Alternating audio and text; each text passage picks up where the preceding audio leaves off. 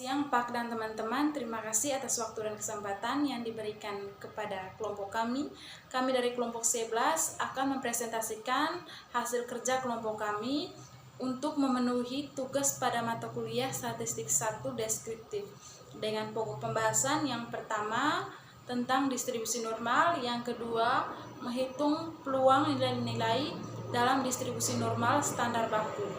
Nah, sebelum memulai presentasi, perkenankan saya untuk memperkenalkan nama-nama anggota kelompok, diantaranya Yohana Nekimolni, saya sendiri, yang kedua Mira Ernawati Nasa, yang ketiga Rigianto Mone, yang keempat Cindy Munarik Ndijing, yang kelima Teresia Hilda Tour, yang keenam Alexander Donisius Leki. Baik, sekian perkenalan dari kelompok kami. Untuk waktu selanjutnya, saya persilakan kepada teman-teman pembawa materi. Baik, terima kasih atas waktu dan kesempatan yang diberikan.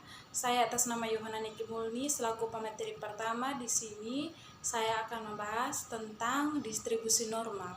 Distribusi normal merupakan salah satu jenis distribusi dengan variabel acak yang kontinu. Pada distribusi normal terdapat kurva atau grafik yang digambarkan menyerupai bentuk lonceng. Dan untuk menentukan nilai Z atau skor dapat digunakan rumus sebagai berikut. Rumusnya dapat kita lihat seperti ini.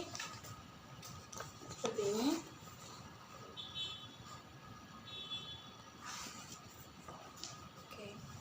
Keterangannya yaitu Z-score atau variabel normal sama dengan dalam kurung nilai variabel random kurang dengan rata-rata atau min dari data tutup kurung bagi dengan simpangan baku data distribusi normal.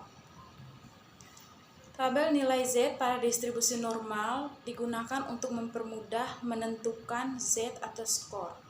Terima kasih. Oke, baik, perkenalkan, nama saya Mira Ernawati Jurupenasa. Di sini saya akan membuatkan contoh soal dan pembahasan tentang distribusi normal.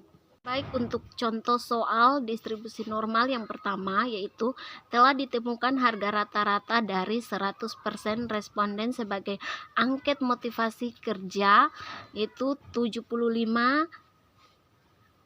dengan simpang baku 4 ditanyakan. Yang pertama, beberapakah total responden yang mendapatkan nilai 80 ke atas? Yang kedua yaitu berapa nilai responden yang didapat kualifikasi 10% dari nilai tertinggi. Untuk pembahasannya yaitu yang pertama, Z sama dengan 80 kurang 75 yaitu 4. Sedangkan 1,25 dari tabel kurva normal didapat dari luas ke kanan 10,56%, maka hasil responden yaitu 10,56 kali 100 sama dengan 11 orang. Untuk yang kedua, batas kualifikasi 10% tertinggi yaitu 50% kurang 10% sama dengan 40%. Dari tabel maka diperoleh 1,28 karena sampai dengan tertinggi 4, maka untuk 1,28 sampai dengan 1,2 kali 4 sama dengan 5,12. Jadi skor tertinggi yaitu 75 tambah 5,12 sama dengan 80,12.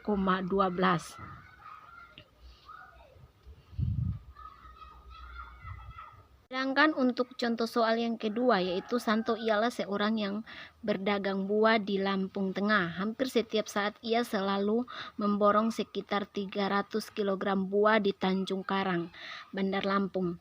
Untuk jumlah probabilitas buah itu yang mampu terjual ialah sebesar 80% beserta 20%-nya dapat saja menjadi tidak terjual atau masuk. Tahukah jumlah probabilitas buah apabila terdapat 250 kg yang terjual serta tidak membusuk? Untuk pembahasannya yaitu 300 sama dengan probabilitas laku, Pi sama dengan 0,8 dan Q sama dengan 1 kurang 0,8 sama dengan 0,2. Untuk NP-nya sama dengan 300 kali 0,80 sama dengan 240. Q sama dengan akar NP sama dengan akar 300 kali 0,80 kali 0,20 sama dengan 6,93. Diketahui X sama dengan 250 dan dikurangi faktor koreksi 0,5 sehingga X sama dengan 250 kurang 0,5 sama dengan 249,5. Maka saat ini nilai Z akan berubah menjadi Z sama dengan 249,5 kurang 240, yaitu 6,93 sama dengan 1,37 dan Pi sama dengan Z lebih kecil dari 1,37 sama dengan 0,4147. Maka probabilitas yang terjual ialah 0,5 tambah 0,4147 sama dengan 0,9147. Jadi perkiraan buah yang laku di dalam 250 kg adalah 91,47%. Terima kasih. Atas waktu dan kesempatan yang diberikan. Saya atas nama Yohana Negimulni. Di sini saya akan membawa materi tentang menghitung peluang nilai-nilai dalam distribusi normal standar baku. Distribusi normal merupakan distribusi yang banyak digunakan dalam statistik. Distribusi normal baku adalah distribusi normal yang memiliki rata-rata 0 dan simpangan baku 1. Distribusi ini juga dijuluki kurva lonceng atau bell kurva karena fungsi grafik kepekatan probabilitasnya mirip dengan bentuk lonceng. Bagaimana caranya menghitung distribusi normal baku? Nah, sebelum memulai membuat distribusi normal baku, kita harus menghitung nilai Z atau skor terlebih dahulu. Nilai Z atau skor dihitung dengan rumus sebagai berikut. Rumusnya itu dapat kita lihat seperti ini. Rumus tersebut dapat dipahami dengan langkah-langkah seperti yang pertama, kurangi seluruh nilai data X dengan nilai min. Yang kedua, lakukan pembagian seluruh hasil langkah pertama dengan nilai standar divisi. Yang ketiga, buatlah histogram berdasarkan hasil dari langkah kedua. Sedangkan keterangan dari rumus di atas tadi yaitu seperti Z atau skor variabel normal sama dengan X atau nilai variabel random kurang dengan rata-rata variabel random kali dengan simpangan baku variabel random.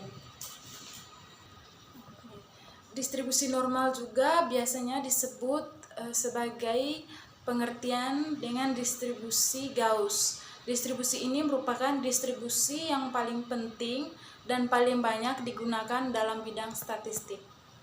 Terima kasih. Baik, perkenalkan nama saya Mira Ernawati Judupuenasa. Di sini saya akan membuatkan contoh soal tentang menghitung peluang dan distribusi normal baku. Baik, untuk yang pertama yaitu menghitung peluang. Sebuah dadu dilemparkan 1 kali.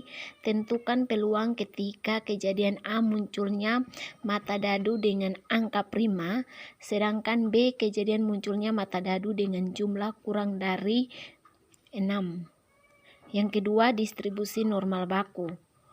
Contoh soalnya, dalam suatu ujian terdapat 300 siswa yang mengikuti ujian tersebut.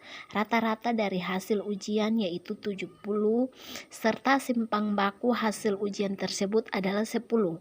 Jika data nilai hasil ujian siswa tersebut berdistribusi normal, maka berapa persen siswa yang mendapatkan nilai A jika syarat untuk mendapatkan nilai A yaitu lebih dari 85. Akan membawa materi tentang distribusi normal baku.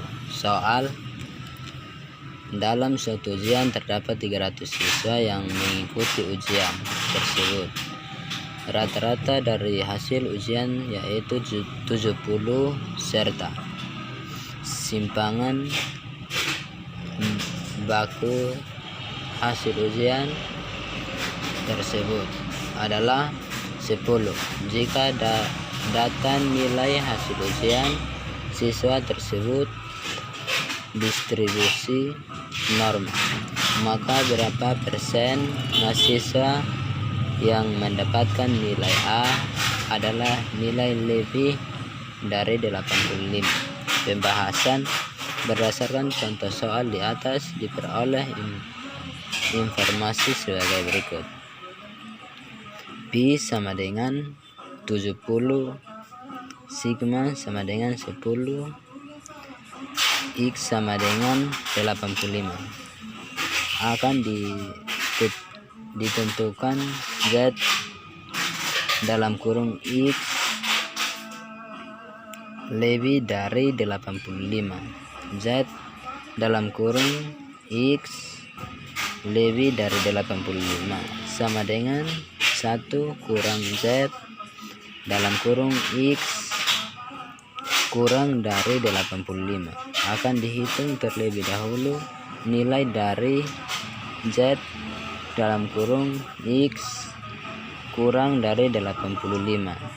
Z sama dengan 8 dalam kurung 85 kurang 70 per 10 sama dengan 15 per 10 sama dengan 1,5. Nilai Z untuk 1,50 adalah 0,9332 sehingga Z sama dengan Z dalam kurung X lebih dari 85 sama dengan 1 kurang Z dalam kurung X kurang dari 85. Z dalam kurung X lebih dari 85 sama dengan 1 kurang 0,9332. Z dalam kurung X lebih dari 85 sama dengan 0,0668. Z dalam kurung X lebih dari 85 sama dengan 6,68%. AMP dalam kurung AMP. Presentasi dari kelompok kami. Untuk waktu selanjutnya, apabila ada pertanyaan maupun masukan dari teman-teman, waktu dan kesempatan kami persilakan. Terima kasih.